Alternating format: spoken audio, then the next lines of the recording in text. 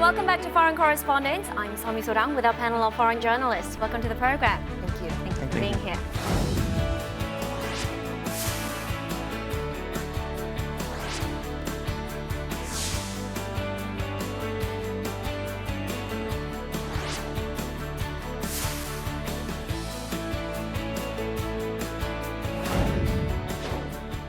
South Korea, one of the most talked about issues this past week was without a doubt President Moon Jae-in's state visit to India and Singapore. So that's what we'll be talking about this week on Foreign Correspondents. What exactly has been going on in light of South Korea's new southern policy? Let's take a look. On July 8th, South Korean President Moon Jae-in embarked on a 6-day trip to India and Singapore.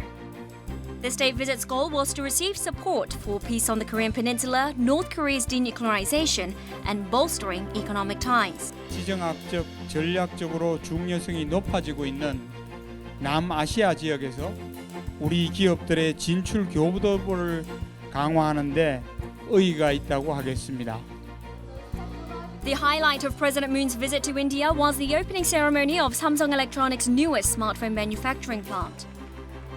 At this event, President Moon met with Samsung Group's de facto chief Lee Jae-yong for the first time since taking office, urging him to help create more jobs in South Korea, as well as crediting Samsung's role in contributing to India's economic growth. 인도와 한국 국민들이 거는 기대도 그만큼 더 커졌습니다. 노이다 공장이 활기를 띨수록 인도와 한국 경제도 함께 발전할 것입니다. आज 5,000 करोड़ रुपए का ये निवेश न सिर्फ Samsung के भारत में व्यापारिक रिश्तों को मजबूत बनाएगा, बल्कि भारत और कोरिया के संबंधों के लिए भी अहम सिद्ध होगा. Where the two leaders held in-depth discussions over bilateral economic cooperation, as well as security issues pertaining to peace and stability. 오늘 정상회담에서는 지금이야말로 한인도 특별 전략적 동반자 관계를 실질화하고 한 단계 더 높은 수준으로 발전시킬 적기라는 데 인식을 같이 했습니다. After wrapping up his visit to India, President Moon Jae-in headed to Singapore for the next leg of his trip on July 11th. Singapore was the venue for the historic North Korea-US summit that took place on June 12th, with the city-state also serving as the 2018 chair of ASEAN. During the summit, President Moon and Singaporean Prime Minister Hsien Loong agreed to strengthen bilateral cooperation to take the lead in the fourth industrial revolution. 싱가포르는 한국에게 아세안 국가 중 제2 교육국이자 제1위 투자국입니다. 양국의 상호 보완적 경제 구조를 활용한다면 발전 잠재력은 더욱 커집니다. The ROK is a leader in smart and sustainable cities. Seoul particularly is very advanced. So we're very heartened by Korea's enthusiastic support for the ASEAN Smart City Network. In this week's edition of Foreign Correspondents, we sit down with our panel of journalists to discuss President Moon's latest state visit to India and Singapore with an eye towards greater economic and security cooperation.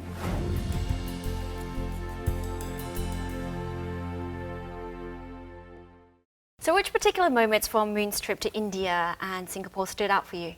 And what I liked was the visit in New Delhi to the Mahatma Gandhi Museum. Modi, the Prime Minister of India, and Moon Jae-in went there like barefoot and did a ceremony to honor Mahatma Gandhi. They threw some like flowers and there were like some guitar players, and I think it was kind of a nice moment because it showed some appreciation to the Indian culture too. And Right. they had like a scarf and yeah.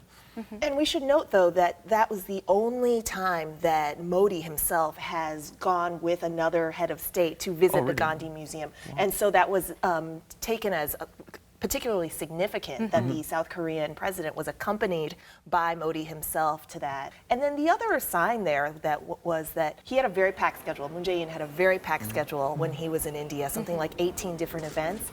And in another signifier of just how important the South Korea-India relationship is to India, Modi himself accompanied Moon Jae-in on 11 out of those 18 different events. So rather good trip for Moon Jae-in to see that. Right, right. As for me, I was very impressed by the very large business delegation accompanying with him, including, I remember, 72 representatives from South Korean group, smaller firm and business association like Samsung, LG, Lotte, SM Group, and Kocha, South Korea Import and Export Bank. Right. So as Fan mentioned, President Moon Jae-in, he cut back on a lot of the cabinet members joining him for this trip, but he was accompanied by a very large business delegation. Yes. What do you think this signifies? I think there's a lot of economic potential. I mean, India lacks in terms of infrastructure, digital infrastructure. I mean, they can, for example, learn a lot from Korea. On the other hand, I mean, India is a really potential exporting market for South Korean companies, and this potential is not really, I mean, there's a lot of room for growth, I think. Right. Do you worry that he is perhaps focusing too much on the economic aspects at the peril of other potential cooperation? No, there are also cultural exchanges happening. The classic example would be K-pop, but I mean, of course, cultural exchange is not a one-way street, but you see that South Korean cultures or pop culture is highly appreciated in all Southeast Asian countries and to a lesser degree also in India. And on the other hand, I mean, let's say Indian food is also an example which is highly popular in South Korea. My favorite. And, yeah, I mean, of course, I think right now at the agenda, the most important thing is economics, and other things will come along eventually. Is India a big trading partner with Vietnam? Yeah. We enjoy very strong bilateral trade.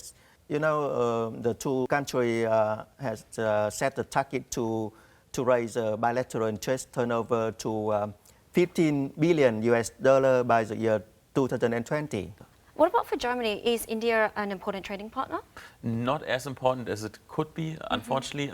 For Germany, I think it's the 25th most important trade partner. Vice versa, I think Germany is the 6th most important trade partner for India.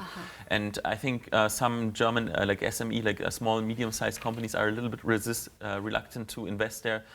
Because of the lack of infrastructure, the bureaucracy is a little bit complicated, and there's corruption, but I think those problems could be solved. Yeah. Right. Then for US, has the US perception of India changed as India climbed up the economic ladder? I think it's certainly viewed as a gigantic market because of the population, but also, you know, manufacturing is highly expensive in the United States because of labor costs. And so increasingly true of China as well, as China has become a richer nation. And so increasingly you see a lot of US manufacturing move to India where labor can be more affordable, and other parts of Southeast Asia. And those trends are something that we're seeing with Northeast Asia powers as well, like South Korea, like Japan, and like China. Greater investment in India and in just the Southeast Asian nations in general. Now, you mentioned the huge market. India has a population of 1.3 billion, and it has the third highest purchasing power in the world. So it makes a lot of sense for Korea to want to tap into that market.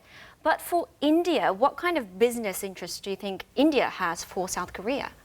Well, it certainly is doing a lot more deals with South Korean chaebol that we're watching, right? But for India, we have to remember that part of the country in southern India which is home to a lot of technology smarts, right? I remember when I was doing a story about the new Microsoft CEO. I guess he was new a few years ago, Satya Nadella, and he's from this region. I think it's Andhra Pradesh, and so this is a huge potential area for growth of Indian exports, right? And India human resources as well. And so I think that we're going to be watching that with a lot of close eyes in the coming years. Right. Yeah, I think India wants to get a lot of investment in terms of infrastructure. I think that's important. Not only the digital infrastructure, but also just basic things like road infrastructure, high-speed trains. That's all quite lacking there. And for example, the tech capital that he mentioned, Bangalore. I mean that happened. I think mostly in the last decade, and that's kind of amazing. I think at that time no one really believed in that, and it was almost like a miracle because you have really high qualified people, and large parts of the population can speak English, and that's a big plus. Yeah. Now let's move to Singapore. Many global firms, many multinational firms see Singapore as a reliable stable foundation from which to expand to other Asian countries. So what do you think makes Singapore such an attractive investment destination? I think, of course, Singapore is in a strategic geographical position in Southeast Asia. It has designed the totally open policy. Yeah, that's the main reason why many foreign investors want to come to Singapore. Okay, do you have anything to add? That's a really good point, right? When there are complaints about entering the South Korean market, or difficulty entering into the South Korean market by outside companies or multinational corporations, Singapore has made itself open for business in a way that really cut down a lot of barriers to entry, and that is very helpful, in addition to its geographic location, in addition to the fact that it's this pluralistic, diverse society too, right? And so that really helps as well. Right, I think that you touched upon a really important point. A lot of personal connections that I have, they mentioned that there is a lot less bureaucracy compared to other Asian nations to go into the Singaporean market. Now, one of the factors that make India and Singapore such an attractive investment business partner from South Korea's perspective is its fast economic growth. Have you visited either India or Singapore in recent years and have been able to get a first-hand feel for this growth? Well, I was certainly in Singapore for the summit, and that actually was a big focus, just the economic prowess of Singapore, its strategic location, for one, but also that it's such a financial hub for Southeast Asia and for Asia overall, right? This is of interest to Kim Jong-un, so it's of interest for North Korea, but it should be more of interest to more developed Northeast Asian economies like South Korea, because Singapore is often touted as a model for what potentially could be good partnerships in the future. Right. Well, I spent 3 quite intense months in 2016 in India. I worked at a newspaper as a host journalist in Punjab. I was in the south at the Asian College of Journalism, traveled a lot, did some stories. Those 3 months were like barely enough to get a sense of this country, which is so diverse. It's more like a continent, maybe. Right. And you see a lot of poverty there too, and a lot of billionaires. The inequality is really high. But in general, I could get a sense of like upward mobility. They have growth rates of 7%. But on the other hand, you still have to see, for example, I was there during the currency devaluation, so all the notes were worth nothing. You had to go to the bank to change it. And this took like several weeks for some months to basically get new currency because the queues were so long, and it was basically chaos for 1 or 2 months. And so it's not really a developed nation like Korea. Yeah. Right. Okay. Now let's move away from India and Singapore and take a closer look at the new Southern policy, what it entails and what it means. Take a look. President Moon Jae-in's state visit to India and Singapore has signaled a green light to his administration's so-called New Southern policy. This, alongside the new Northern policy, is a part of President Moon's diplomatic strategy of expanding the Korean Peninsula's economic map. President Moon first announced the new Southern policy last November during his visit to Indonesia, targeting the 10 ASEAN member states, including Vietnam and Singapore, as well as India. 한국 정부는 아세안과의 협력 관계를 획기적으로 발전시켜 나가기 위한 신남방 정책을 강력하게 추진하고자 합니다. 상품 교육 중심이었던 관계에서 기술과 문화예술, 인적 교류로 확대하겠습니다. The new Southern policy's ultimate goal is to bolster South Korea's exchanges and cooperation with ASEAN member states to rival that of the 4 regional powers. It also aims to expand bilateral trade with a target goal of $200 billion in annual trade by the year 2020. Annual trade between South Korea and ASEAN have already doubled in the space of a decade, from $61.8 billion in 2006 to $149 billion as of 2017, coming in second only to China as South Korea's largest trading partner. Vietnam in particular has emerged as one of the most important countries being targeted by the new Southern policy as a promising ground to serve as both a production hub and a new consumer market. Bilateral trade between South Korea and Vietnam has reached $63 billion as of last year, a far cry from the mere $500 million in 1992 when the two countries first established formal diplomatic ties. Vietnam, now the 3rd largest export market for South Korea, has become an attractive post-China destination for many South Korean businesses. 지난 25년간 항상 그래왔듯이 앞으로도 한국은 베트남과 굳게 손잡고 더 나은 미래로 나아갈 것입니다. India is also being viewed as one of the main axis of President Moon's new Southern policy. With a population of 1.3 billion people, annual GDP growth of over 7% and plentiful labor, India shows a lot of promise as a lucrative economic partner for South Korea. Meanwhile, Singapore, which has established itself as a global financial and logistics hub, is also receiving a lot of attention from Korean firms. With President Moon's new Southern policy, it is hoped that expanded cooperation with India and ASEAN countries will not only bolster South Korea's economy, but also help establish peace on the Korean Peninsula.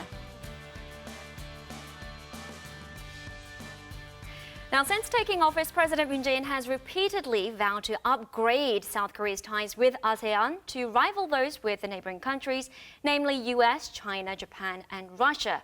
So what do you think is the main reason, the main motivator for the new Southern policy?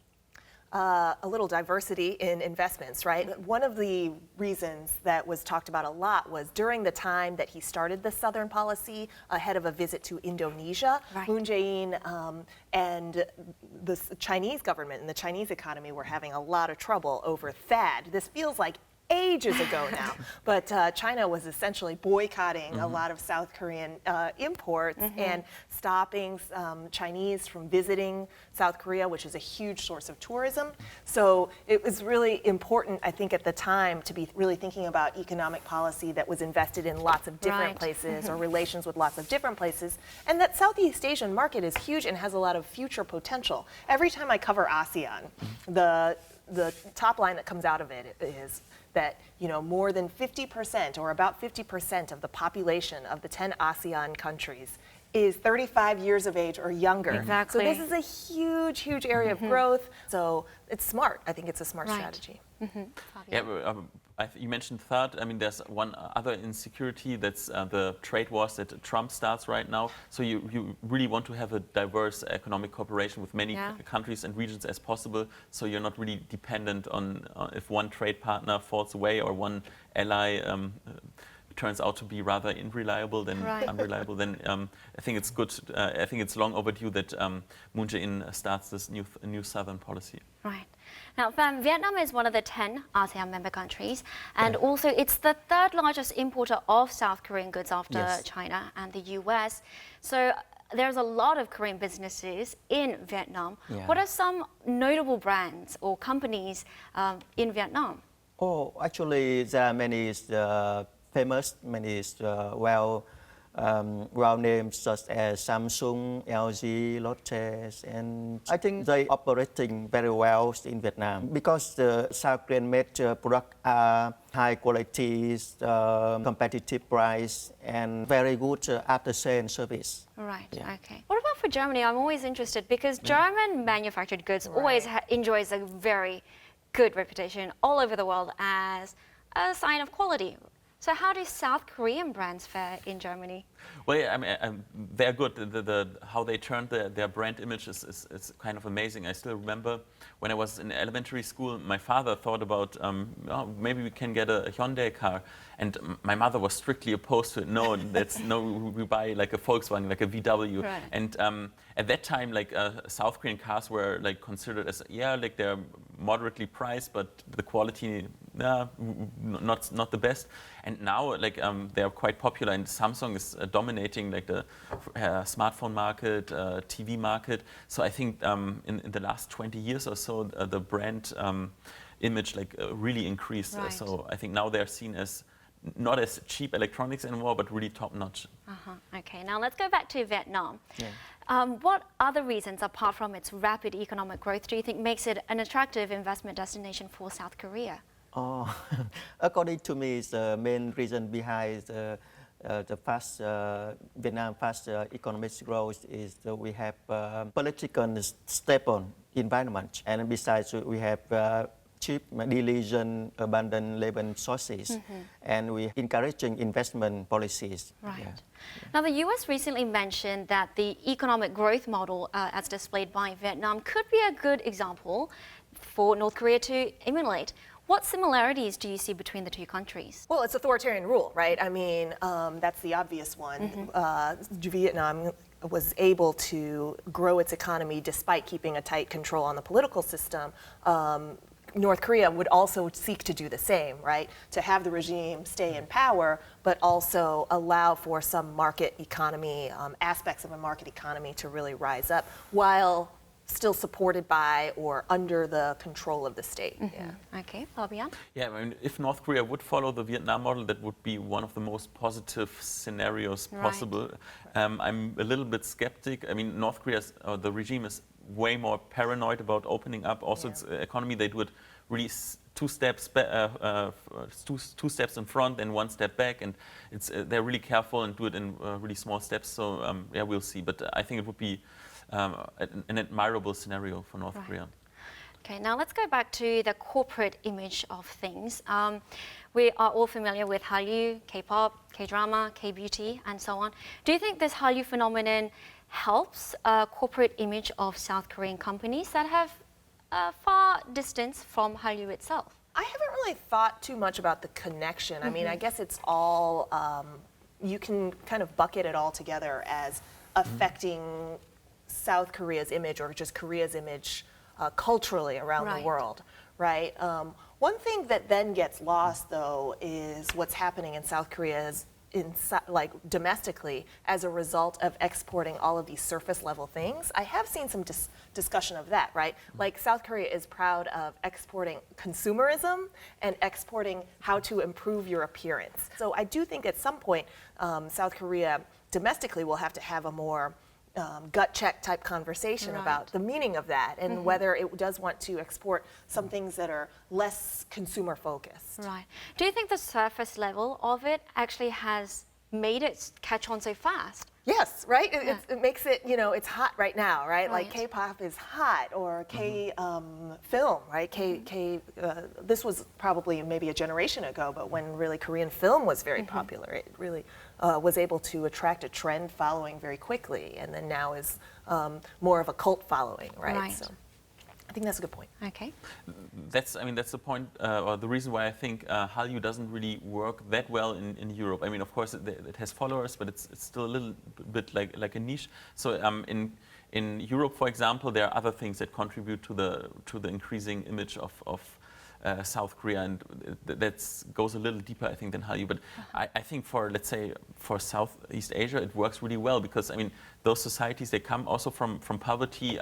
The will for consumerism is really strong, and this also, I mean, the model of Korea, like getting successful, getting like really on top of the world economy. I mean, that's really what people can look up to, and I think there's a strong link between Hallyu and the brand image of South Korea as a country, but also as for the companies and the young people. They like to buy Korean fashion, they like to buy Korean cosmetics, so it really helps also for selling goods. Right. Now, you mentioned that there were other factors in play aside from Hallyu that brought up Korea's image within Europe. Could you give us some examples? Okay, Germans, for example, are really interested in the historic aspect of Korea. I mean, the separation of the country, and also like some things that are really South Korea and Germany stands also not only for the technology, for startups, for Samsung and all this, but also for the old Confucian culture and like the dresses and the old architecture and Confucian values. So I think that works well to improve the image. All right, we'll have to wrap it up there, but do you have any final comments? This is an interesting pivot by the Moon Jae-in administration. I think it's smart, especially in light of the whole idea that you live by China, die by China, you know, so to have a lot more strengthened ties with that ASEAN bucket is smart. I totally agree, and after having seen Moon Jae-in in India and in Singapore, that reminds me that I should actually visit that region, because in India I know quite well, but in Singapore I haven't been, and to my shame, the only Southeast Asian country that I've ever visited was the Philippines, so I have a lot to catch up with. All right. Okay, during his tour to 3 ASEAN countries last November, President Moon outlined his 3P vision of building a people-centered, peace-loving and mutually prosperous community. And we look forward to Moon's new Southern policy forging closer cooperation with the ASEAN countries in various fields. That's all the time we have for today. Thank you for tuning in, and goodbye.